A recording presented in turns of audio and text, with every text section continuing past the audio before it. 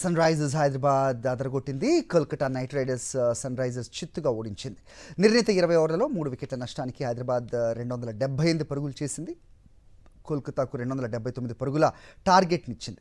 లక్ష్య ఛేదంలో Kolkata knight riders తేలిపారు. 168 పరుగులకే Kolkata batsmen అంతా కొప్పుకూలిపారు. 110 పరుగుల తేడాతో సన్ రైజర్స్ హైదరాబాద్కు విజయాన్ని కట్టబెట్టారు కోల్కతా నైట్ రైడర్స్. దీంతో మ్యాచ్ను సునాయాసంగా హైదరాబాద్ విజయం సాధించింది.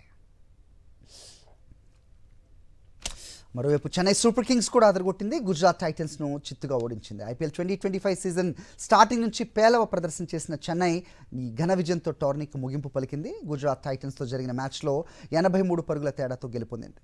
ఫస్ట్ బ్యాటింగ్ చేసిన చెన్నై నిర్ణీత ఓవర్లలో 5 వికెట్ల నష్టానికి 230 పరుగులు. ఆ తర్వాత బ్యాటింగ్కి దిగిన గుజరాత్ 18.3 ఓవర్స్లో 147 పరుగులు మాత్రమే చేసి ఆల్అవుట్ అయింది. చెన్నై బౌలర్స్లో నూర్ అహ్మద్ 3, అన్షుల్ కాంబోజ్, రవీంద్ర జడేజా, ఖలీల్ అహ్మద్, పతిరానాతో తలో వికెట్ తీశారు.